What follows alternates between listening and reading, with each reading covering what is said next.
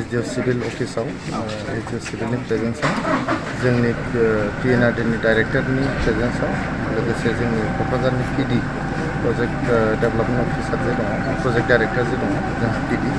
बिथां लोगोसे जोंनि मानगोनां PM मोनसिन हाजजा जेसेबां बरबदजरा ओनसोलनि VCDC चेयारमेन TCLCC चेयारमेन बिथांमोनखौ लानानै दिनै बेवहाय मोनसे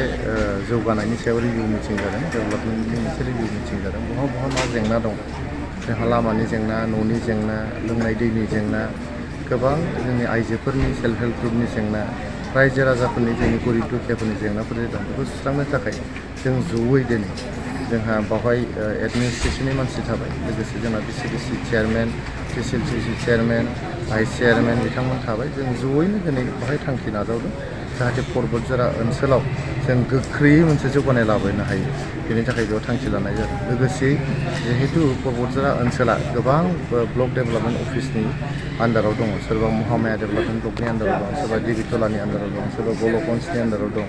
सोरबा गसाइगावनि आन्डाराव दं दा बेबायदि गोबां माने डेभेलपमेन्ट ब्लकनि आन्डाराव थानायखायनो खामानिफ्रा माने जानो नागिराखै खावसे धुबुरियाव खावसे क'क्राझाराव बेबायदि जादों दा बेखौ मोनसे डेभेलपमेन्ट ब्लकनि गेजेरावनो लाबोनो थाखाय दिनैहाय बेहाय सावरायनाय जादों आरो जोंहा UPPL हानजा हिसाबै जोंहा मोनसे थांखि दंखायो जोङो बेखौ आसाम सरकारजों आगोलावबो टेकआप खालामखांबाय केबिनेटजोंबो मोनसे रिजल्युसन ओंखारखांबाय बरबदजरा ओनसोलनि जेसेबां गामि दं मोनसे डेभेलपमेन्ट ब्लकनि सिङाव जों लाबोनो थाखाय नाजागासिनो दं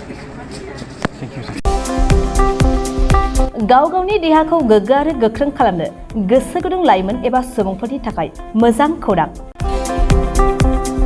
क'क्राझार सोहोरनि खोदोमथलायाव लानानै फैदों फिट सिटी मुंनि मोनसे जिम सेन्टार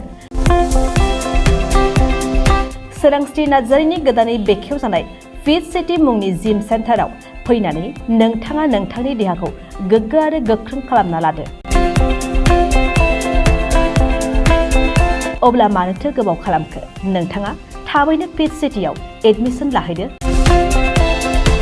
आबुंसिनै मिन्थिनो थाखाय 7896710934 नङाब्ला 9706677961 मबाइल नाम्बाराव कल खालामनो हागोन।